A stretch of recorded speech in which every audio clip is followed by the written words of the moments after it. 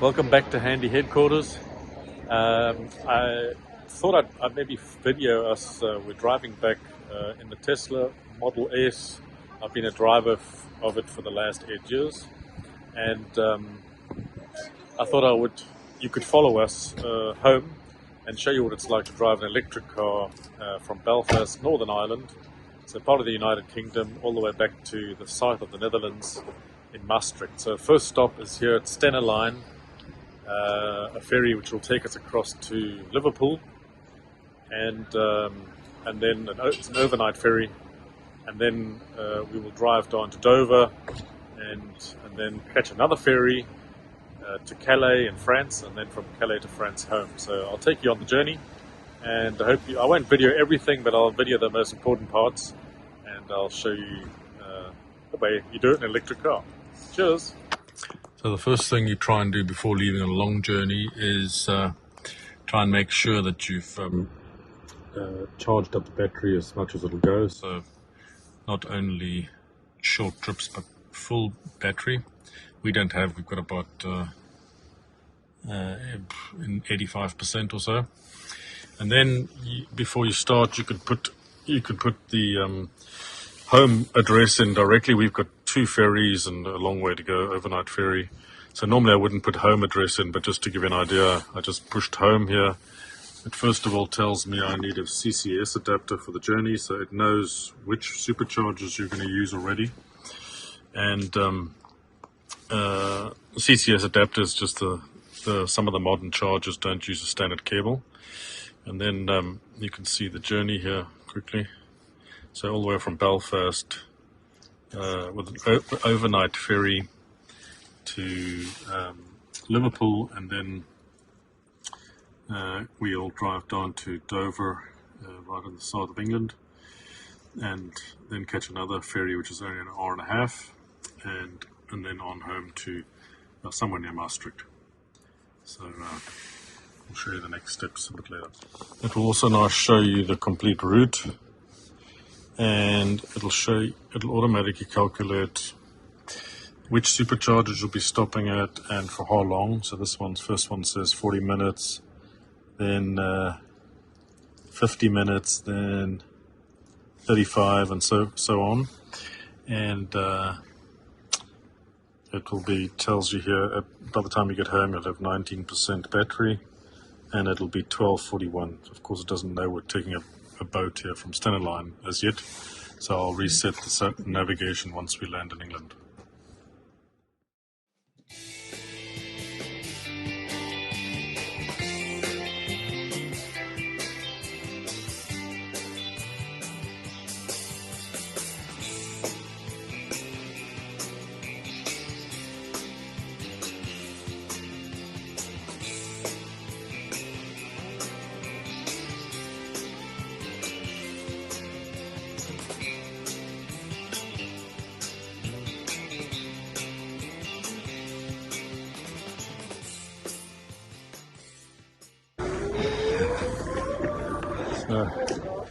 On board, and looks like we've got somewhere to sleep, so that looks good.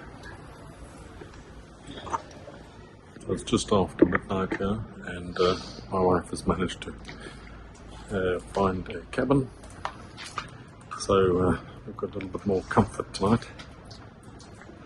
So here we go, found cabins.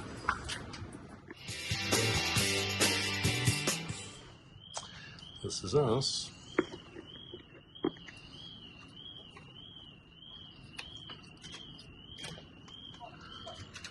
Hello.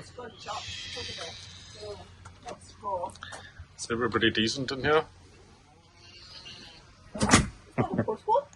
Oh, we have a portal. Oh, that's nice. All right. Well, there are 4 bunks in here, and we'll see you in the morning, bright and early. There's also a little TV and some place to put your luggage, even a little closet, and there's a little toilet here with a shower. Very compact, but very tidy. So there we go. We start Good morning, it's an early start, and 6:15, and you got to vacate your cabin by what time? Vacate your cabin by 6:15. You got to vacate your cabins by 6:15, so we're back on the road shortly.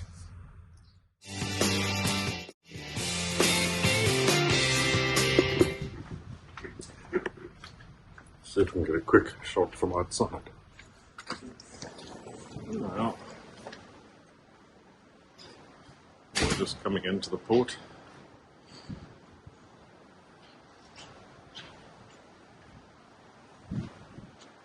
A couple of smokers out, clearing up their smoker's cough. So we're just coming into Liverpool.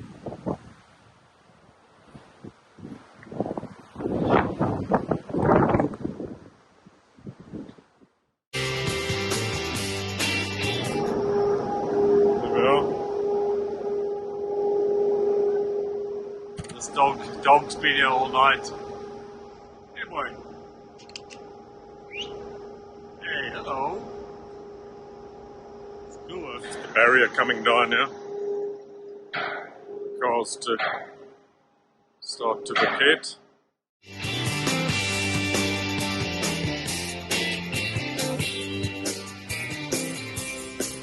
Yeah, so our first stop, it's now made the journey with 3 stops. And the first one is Rugby, then Folkestone, and then Belgium. So 3 stops at this point on the way home. From Liverpool to Dover with 2 stops, and then a further stop in Ulst in Belgium. And it could change depending on how much battery you use along the way. And the idea is to try and run the charge down as much as possible before the next supercharger, because the first part of the charge is the fastest. So you really are running it right down to, if you can get to your destination or middle destination by 50 kilometers to go, then you're doing well. So in the UK, so we've still got to remember to drive on the left side of the road till we reach France. It's now 6:40 in the morning, and it's saying we're going to get to Rugby by 8:55, and we should have 8% left. And we have to charge there for 55 minutes. So the home of Rugby. So typically, if you've got a full charge, you will drive for about 2 hours before needing to charge again. Certainly on this one, some of the newer cars will go a lot further.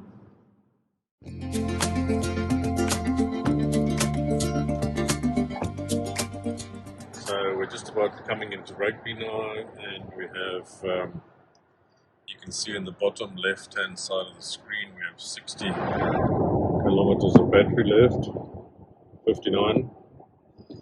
And when we started in Liverpool, it was telling us when we got into Rugby we would have 5% battery left, based on the speed and wind and whatever else we were doing. And actually now it's saying we'll have 9%. It's a little bit more, and it's telling us we should stop here for 35 minutes. And if you click on the charger here, see it says 20. There are 20 stalls, and there are 18 available at the moment. So it tells you also how many kilowatts there are. So the 250 kilowatts, so they're high speed. And it says you will need a CCS adapter. So this car has the older generation socket, and you need the CCS adapter with it.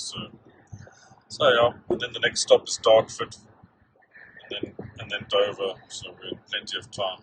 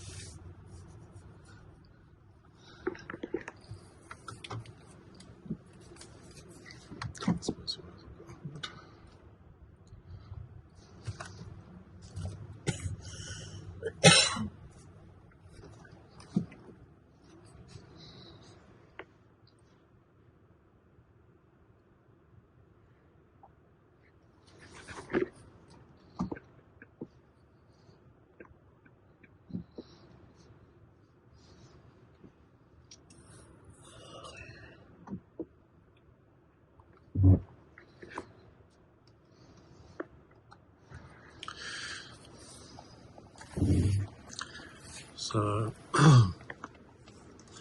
it's still telling us here 35 minutes to charge here. There are 33 kilometers left, and it said we would get here at 8:55, and we're here at 8:55. That was just over 2 hours ago.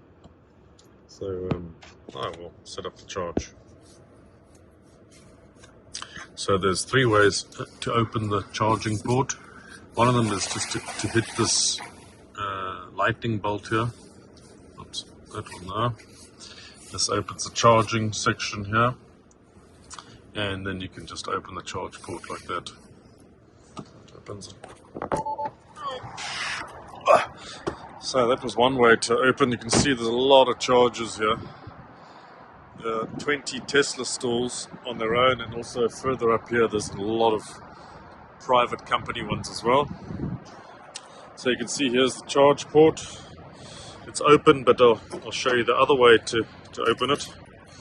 Second way is on your key fob. Basically there's a little mini Tesla, and if you push the boot for a couple of seconds, it will open and it's ready to charge. And the third way is actually on the charging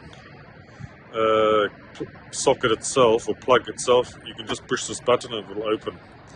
So in this case we need to use the adapter, and that goes in like that, and you plug it in, and there's no card required or anything. It's not charging, and you can see in here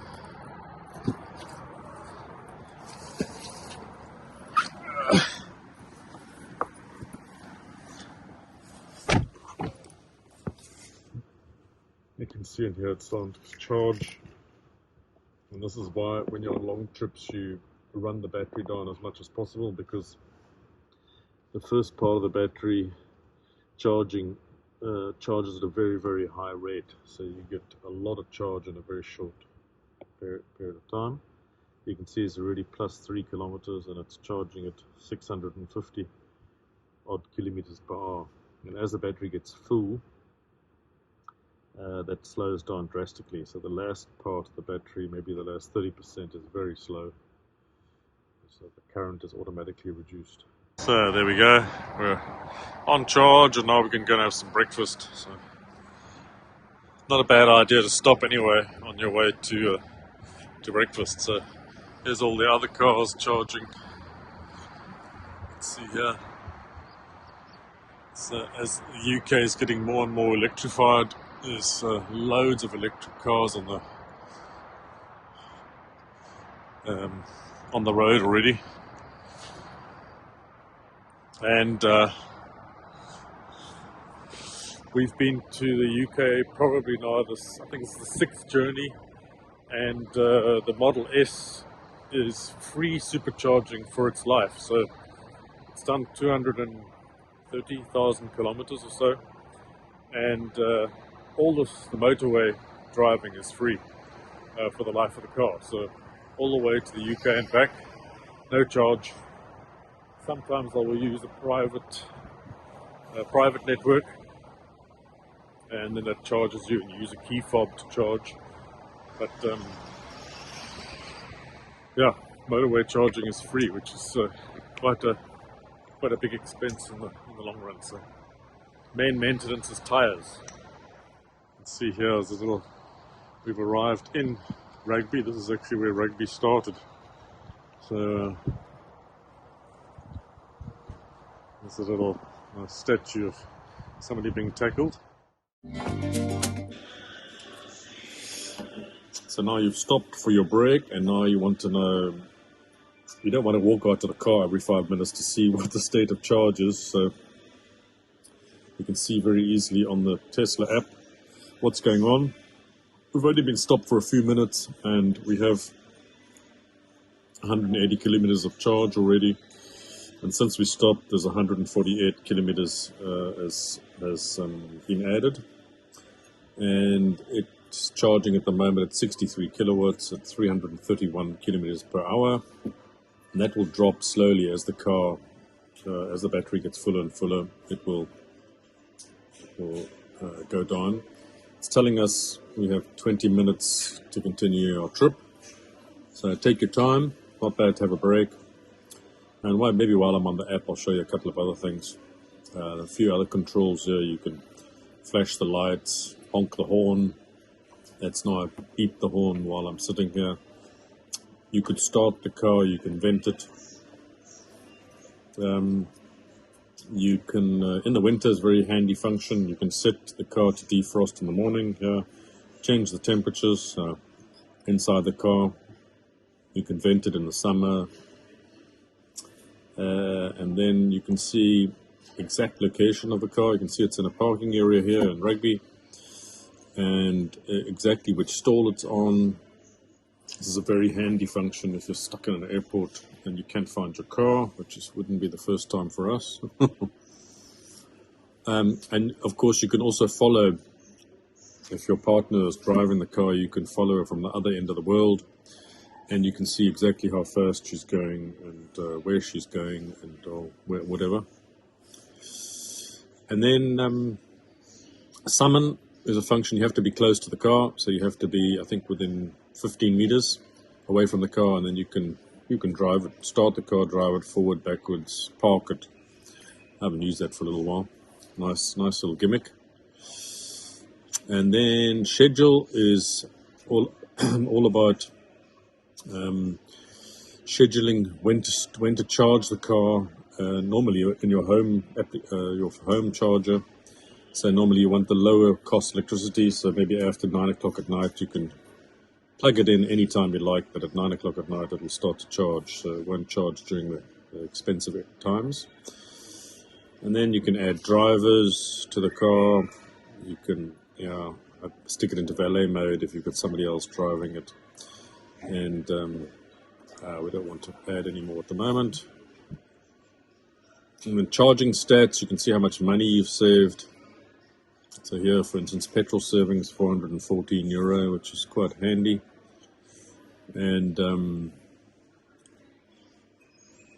it tells you basically, in a year here, I haven't used this for a little while. There you go, petrol savings 4,183 euro. And I'm paying 14 cents at home per kilowatt hour, which is very good. And the supercharger 0.002, because sometimes I've left it longer than an hour, then you pay idling fees. So lots of fancy functions there. Then upgrades and things. Service, it's fully, everything on the service you book through the app, and roadside assistance the same. So it has a lot of user functionality and is getting better all the time. So this is now 8 years old. It's now telling us we have 14 minutes to go before we start our next part of our journey. So if you leave it a bit longer, it doesn't matter, you have some extra mileage, but the idea is not to try and wait as long as possible, because the last part of the charge takes ages to fill up. You always want to be burning up as much charge as possible. So there we go. That's the Tesla app in a nutshell. So you remove the charger in the same way you put it in, just by pushing the button here, and you hear the click and it will come out. Don't forget to take your adapter with you. That just plugs back in there, and we're away. So the charge, next stop says we'll have 33% when we stop, charge for 10 minutes at Dartford.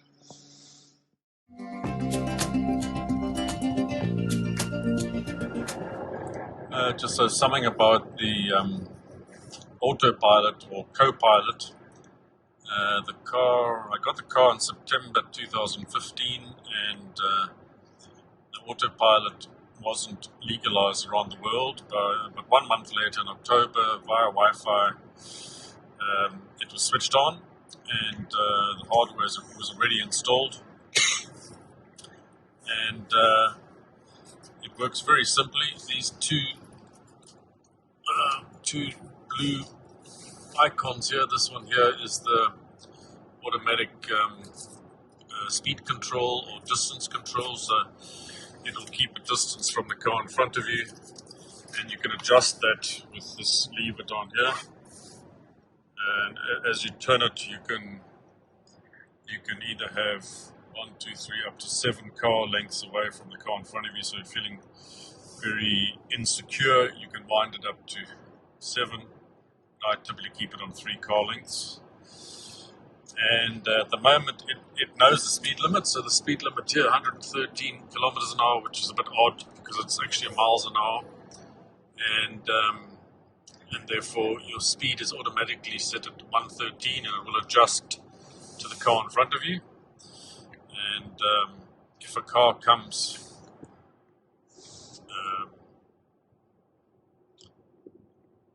and in front of you, it will slow down, or a motorbike, and you can see the difference between a car and a van and a motorbike in the screen. And this is us here.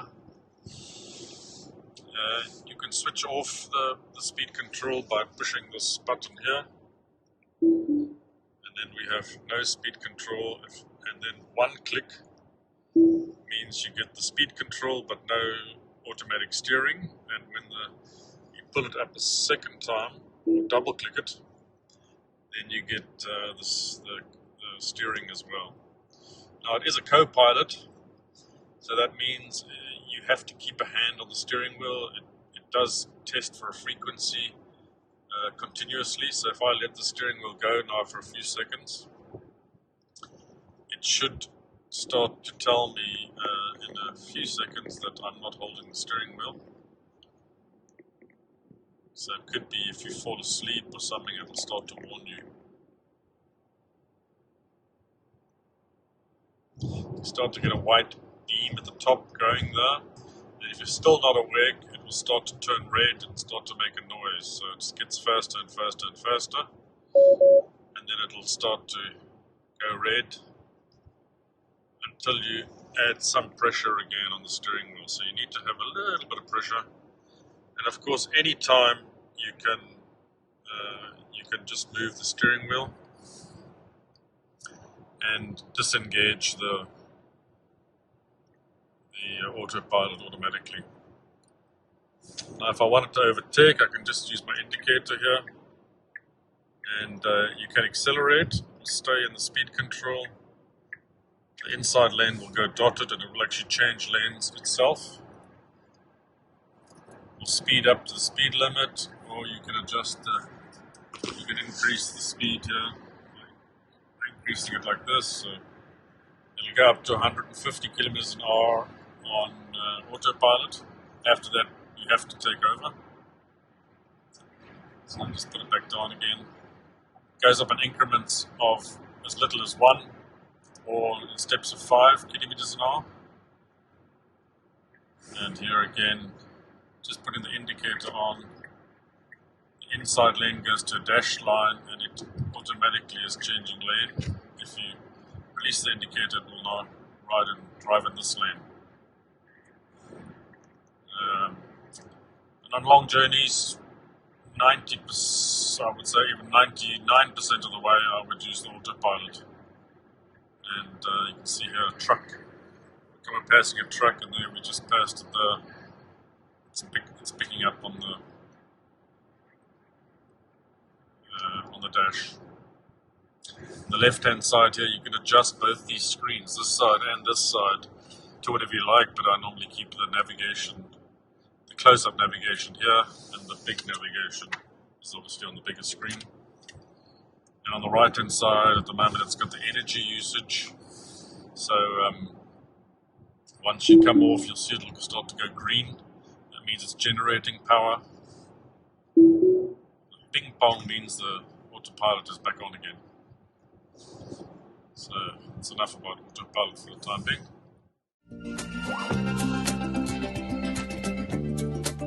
Just coming into the next second charger of the day, and it's at Tesla service station in Dartford. because where most of the Tesla chargers started was actually at Tesla service stations. So need the adapter again. Push the button, open, put the adapter in. Or you can put the adapter on the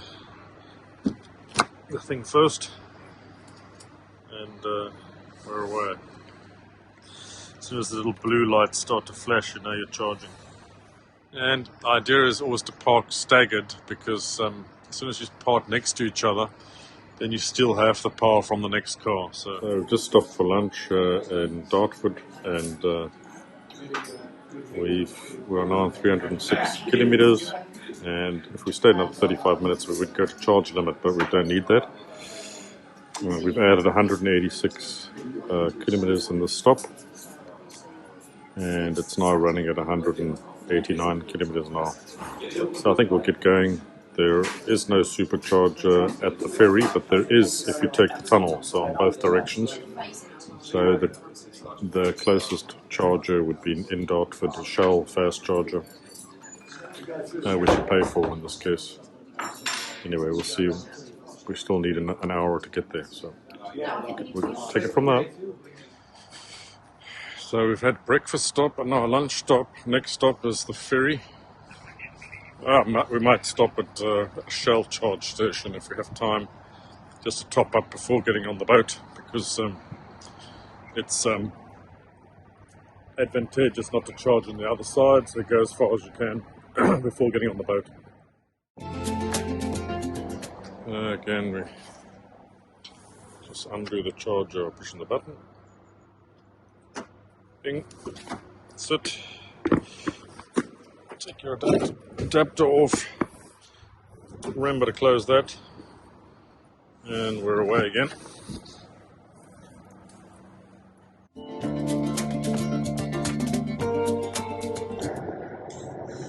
Well, so some other functions here. On this side here, you can, well, actually both sides of the screen, you can change what you want using these buttons here on the steering wheel. So there's tire pressure at the moment, but if I now adjust it, you push the button in and hold it, and it comes up as the car status, and that's tires. You can have trips. So you can have your trip meter. You can see I've got 238,000 kilometers on the car, and you've got energy usage. So you can see the peaks and troughs, so depending on going up and down hills, accelerating, and when you brake or when you're going down a hill, you'll see it goes into the green. And actually, in that case, it's actually creating energy and not using energy. So it's just slowing down for that car in front of us here. It's all doing it all automatically. So even in traffic, it will stop right to 0, and it will pull away again when the car in front pulls away. So the next one is, you can have the media or music which you've got playing at the moment. You can have that on there if you like, and you can have the clock. So that's that. Now we've got about 43 minutes to go, 63 kilometers to get to Dover, and if you've got a bit of extra time, we probably have at least 25 minutes before we really need to be there. So you could try and find a charger, and the way you do that is just touch the screen anywhere. And over here you've got the lightning bolt, which is the charger signal. Then that will bring up all the chargers and sort of dot them over the map.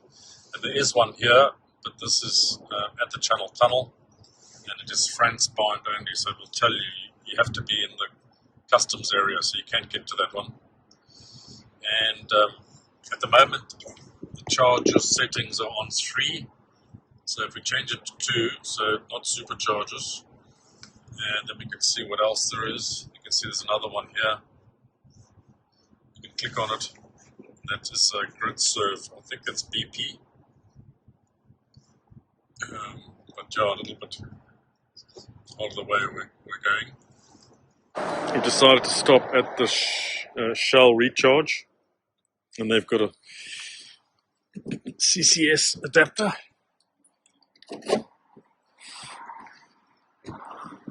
It is. There we go. And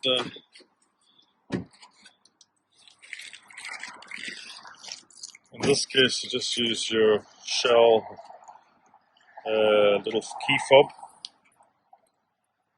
That should work, hopefully. So I managed to get it going. This one needed bank details or needed your credit card number. For some reason it didn't take my Shell card, but it is charging. You can see here it's charging at 377 volts. 55% of the battery is charged. 52 kilowatts on board. And it's used 2,500 or 2,600 kilowatts already. We'll just stop here for 10 minutes and then we're off to the boat. So we've charged 11.7 kilowatts in just a few minutes. Our battery's at nearly 70%. And I think we'll get going. So stop it with an app, or you can just stop it with your key. So there we go. It's stopped. Unplug it. So close the door and we're away again.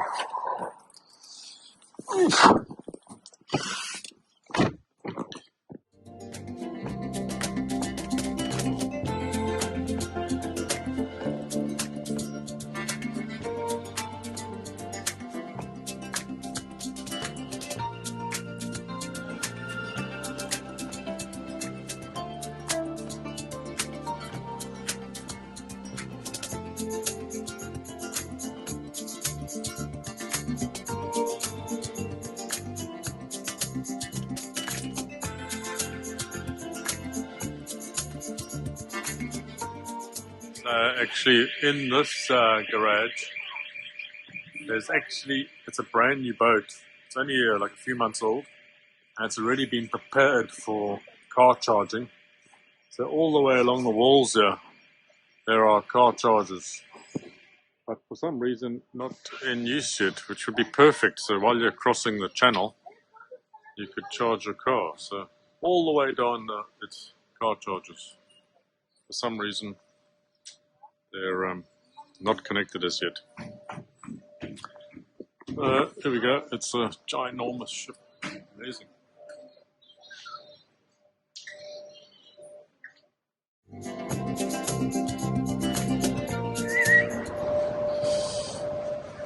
can see the white cliffs of Dover here. Looks pretty fantastic. Bit of a wet day. There's a DFS boat going on. Yeah.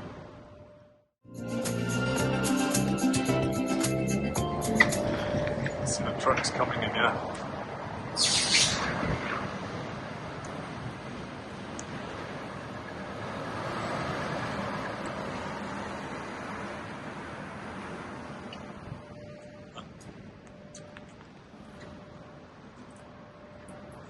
These are ginormous ferries.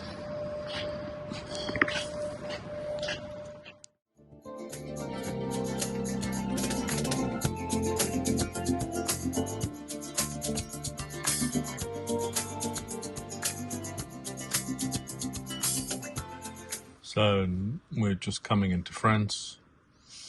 Now 253 kilometers on the clock, or on the battery anyway, and France, Belgium, and then into Netherlands, so the last leg of the journey. So once we get off the boat, the map or the GPS will recognize where we are. and then we'll take it from there.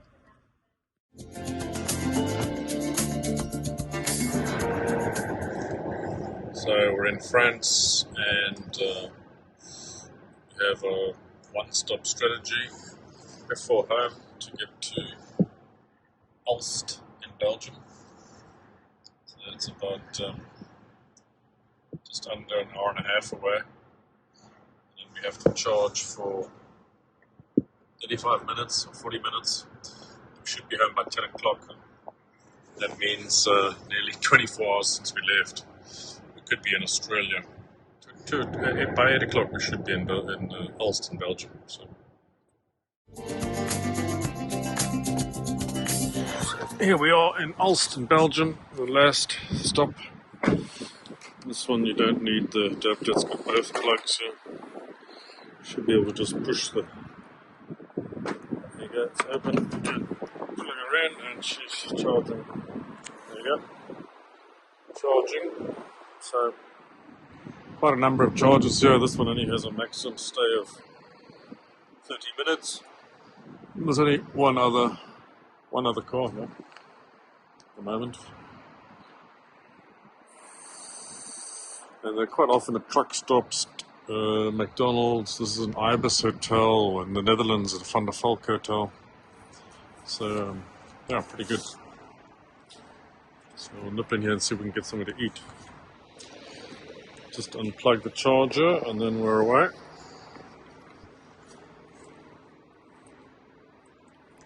Actually stayed a bit longer than we needed to. Well, sometimes you have to use the key. There you go, it's released.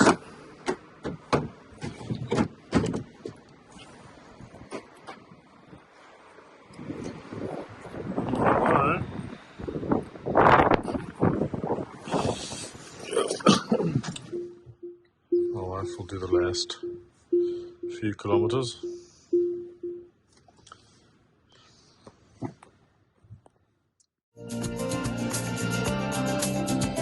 So we're home, and the cats are here.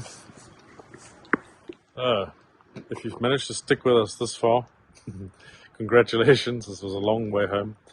It was just about 24 hours door to door, 23 hours door to door. So we lost an hour on the way back. So now the great unpack and we'll get on with 2024. Thanks for sticking with us. Cheers. Bye.